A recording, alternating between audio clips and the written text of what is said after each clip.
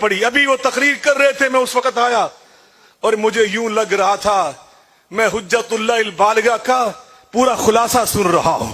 میں بر صغیر میں کسی دوسرے شاہ ولی اللہ کا خطاب سن رہا ہوں.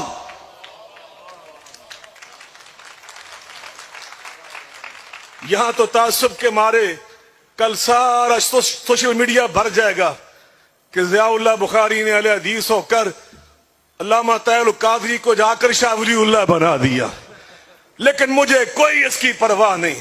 حسینی وہ ہوتا ہے مومن صداقت بیان کرنے سے رک نہیں سکتا, اتر سکتا ہے سر خوددار کا مگر جھک نہیں سکتا. لا یخافون لومۃ لائم. اجتہاد کی بات کر رہے تھے, تقلید جامد کی بات کر رہے تھے, توجہ سے سنیں. اجتہاد کی بات کر رہے تھے, فکری تحرک کی بات کر رہے تھے, فکری تحریک کی بات کر رہے تھے, اور فکری انتشار اور فکری انار کی اس کو روکنے کی بات بھی کر رہے تھے, تجدید کی بات بھی کر رہے تھے, تجدد کی بات بھی کر رہے تھے. اور مجھے سید محمد داؤد غزنوی رحمت اللہ علیہ, جن سے بڑا ہم نے پاکستان کی سرزمین پر حجت اللہ البالغہ کا معلم اور مدرس اور استاد نہیں دیکھا, مجھے ان کے درس یاد آ رہے تھے. اور میں یہ بات بڑا ببانگ دول کہنا چاہتا ہوں, محاسن اسلام تمہیں تو آج اس کا احساس ہوا بیل مذاہب ہم آنگی کی تنظیمیں قائم کرنے کا, لیکن اسلام کا حسن کہ غیر مسلموں کے ساتھ نرمی, رواداری, ان کے ساتھ شفقت, یہ تو اللہ کی تعلیم ہے, رسول اللہ کی سنت ہے. لا ینہاکم اللہ عن الذین لم یقاتلوکم فی الدین ان تبروہم وتقسطوا الیہم. اللہ تمہیں ان کافروں کے ساتھ, ان غیر مسلموں کے ساتھ اچھا برتاؤ کرنے سے منع نہیں کر رہا جو تمہارے ساتھ لڑتے نہیں ہیں, جنگ نہیں کرتے, فتنہ کھڑا نہیں کرتے, بلکہ وہ بچارے تمہارے وطن عزیز میں تمہارے شہری بن کر اور تمہارے ملک کو سنوارتے ہیں, اس کو صاف ستھرا رکھتے ہیں, یا سکول بناتے ہیں, یا شفا خانے قائم کرتے ہیں. اور یہ سب سے پہلے پیغام اس پاکستان میں عملی طور پر اگر کسی نے کر کے دکھایا اللہ کی توفیق کے ساتھ, تو بانی تحریک منہاج القرآن علامہ ڈاکٹر طاہر القادری کر کے دکھایا. لا یخافون لومۃ لائم, کسی کی پرواہ نہیں کی, کسی کی پرواہ نہیں کی.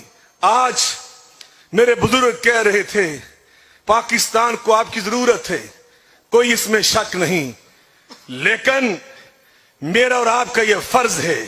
انشاءاللہ وہ کہہ رہے تھے میں یہاں پہ آیا ہوں اہل تشیع ہو کر, اپنا گھر سمجھ کر, اور میں اہل حدیث ہو کر ان سے بھی ایک قدم آگے بڑھ کے کہہ رہا ہوں کہ انشاءاللہ ہم اہل حدیث بھی یہ اعلان کر رہے ہیں منہاج القرآن یہ ہم سب مسلمانوں کا گھر ہے. اور میں ایسے جوش خطابت میں نہیں کہہ گیا, میں ابھی پچھلے سال گجرانوالہ کے ساتھ ایک بہت بڑا قصبہ ہے, وہاں ایک ہمارے اہل حدیث ہیں اور خاندانی طور پہ وہ سادات سے ان کا تعلق ہے. وہ پچھلے 3-4 سال سے مجھ سے خطبہ جمعہ کا وعدہ مانگ رہے تھے کہ خطبہ ایک بیان کرو, تو میں اپنی مصروفیات کی بنا پر انکار پہ انکار ہی کرتا رہا. ابھی پچھلے سال میں ان کی اس دعوت پہ لبیک کہنے کے لائق ہوا, میں وہاں خطبے کے لیے حاضر ہوا. میں نے بڑے بڑے پوسٹر جب ان کے آویزاں دیکھے تو نیچے میں نے ان کا جب نام پڑھا, انہوں نے اپنے نام کے ساتھ لکھا پی ایچ ڈی سکالر. تو میں نے ان سے پوچھا یہ پی ایچ ڈی کہاں پہ کر رہے؟ اہل حدیث مسجد کا بہت بڑا خطیب, مدرس, اہل حدیث مدارس سے تعلیم حاصل کرنے والا. اس نے کہا میں منہاج القرآن یونیورسٹی سے پی ایچ ڈی کر رہا ہوں. اور اس نے بتایا کہ وہاں پہ کتنی اہل حدیث ایم فل کر رہے ہیں, PhD کر رہے ہیں, ماسٹر کی ڈگریاں حاصل کر رہے ہیں, تو پھر میں کیوں نہ کہوں یہ منہاج القرآن یہ گھر ہے, یہ اہل سنت دیوبند کا بھی گھر ہے, یہ گھر ہے اہل سنت بریلوی کا بھی گھر ہے, یہ گھر ہے اہل تشیع کا بھی گھر ہے, تو یہ گھر اہل حدیث کا بھی گھر ہے, یہ سارے پاکستانیوں کا گھر ہے. انشاءاللہ ڈاکٹر صاحب آئیں گے پاکستان میں, کہہ دیں انشاءاللہ, ذرا زور سے کہہ دیں انشاءاللہ. یہی گنچے کھلیں گے تو گلستان ہوگا. لیکن کب آئیں گے؟ ایسے نہیں. میں اس بات سے اتفاق نہیں کرتا کہ ابھی آپ آ جائیں. ابھی ہمیں آپ کی سیکورٹی کی ضرورت ہے, آپ کی سلامتی کی ضرورت ہے, آپ کے تحفظ کی ضرورت ہے, ہمیں آپ کی زندگی کی ضرورت ہے, ہمیں آپ کی رہنمائی کی ضرورت ہے, ہمیں آپ کی قیادت اور سیادت کی ضرورت ہے. انشاءاللہ یہ آپ کے بیٹے, آپ کی یہ بیٹیاں, آپ کے یہ بھائی, ہم یہاں پہ مل کر انشاءاللہ ماحول کو بہتر بنائیں گے, زمین کو ہموار کریں گے, اور انشاءاللہ جب حالات ہمارے ہاتھ میں ہوں گے, معاملات ہمارے ہموار ہوں گے, پھر انشاءاللہ دنیا دیکھے گی کہ ڈاکٹر طاہر القادری آئیں گے اور انشاءاللہ پاکستان میں اسلامی انقلاب لا کے چھوڑیں گے. کیا میری اس تجویز سے متفق ہیں؟ تو پھر بتا دیں, سب کو بتا دیں. اور سیاسی اگر بات کروں, جدا ہو دین سیاست سے سو رہ جاتی ہے چنگیزی. ہم انشاءاللہ سراج الحق صاحب کہہ گئے کہ لکھا ہوتا ہے کہ چرس بھی نہ پیو, سیاست کی باتیں بھی نہ کرو.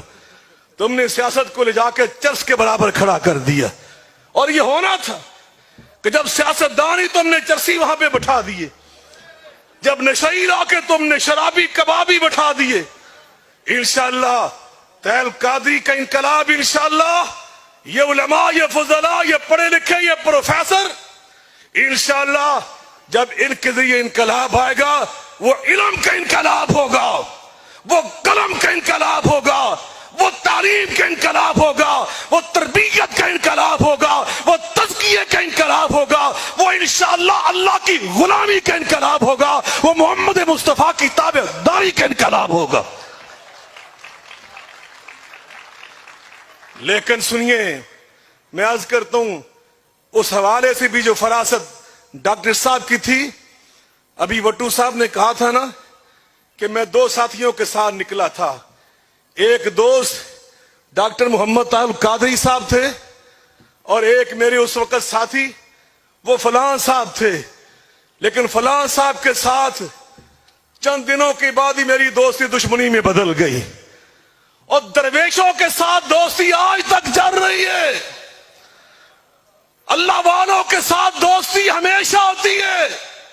قرآن میں اللہ فرماتے ہیں خلاء یومئذ, قیامت کے دن یہ ساری دوستیاں ٹوٹ جائیں گی الا المتقون, اور دنیا تو دنیا, اللہ والوں کی دوستی قیامت کے دن بھی کام آئے گی. یہ تو ہماری دوستیاں پکی ہیں انشاءاللہ, کہہ دیں انشاءاللہ, زور سے کہہ دیں انشاءاللہ. تو دنیا نے دیکھا ڈاکٹر طاہر القادری نے اس کے بارے میں جس کو تم نے کل رات پہچانا, کل رات تم نے پہچانا, ڈاکٹر طاہر القادری نے کتنے سال پہلے اس کو پہچانا. میری بات سمجھ آئی آپ کو؟ آپ نے رات کی تقریر میں اس کو پہچانا, ٹوپی والوں نے بھی رات پہچانا, پگڑی والوں نے بھی رات پہچانا, کلگی والوں نے بھی رات کو پہچانا. لیکن ڈاکٹر طاہر القادری کی عظمت کو سلام پیش کرتا ہوں, رب نے اس کو ہمت, توفیق اور شعور, بصیرت, فراست دی. اس نے کتنے سال پہلے اس کو پہچانا. ہم نے تب پہچانا جب اس نے کہا ادارے کو للکارتے ہوئے, اور جو جا کے مورچوں میں جاگتے ہیں, میرے آقا علیہ السلام فرماتے ہیں, اور مورچے میں جاگنے والا سپاہی, اس کی ایک رات خیر من الدنیا وما فیہا, اس کی فضیلت ساری دنیا سے اعلیٰ. تم نے اس کو پکارا اور ہم نے تب تک جا کے تجھے پہچانا. لیکن طاہر القادری کو اللہ نے عزت عظمت دی کہ اس نے تمہیں اتنے سال پہلے پہچانا. آج دنیا ماننے پہ مجبور ہے کہ طاہر القادری تو اس وقت بھی سچا تھا, تو تب بھی سچ کہتا تھا. تم نے صحیح پہچان کے راستے جدا کیے, تم نے صحیح پہچان کے ان کو للکارا.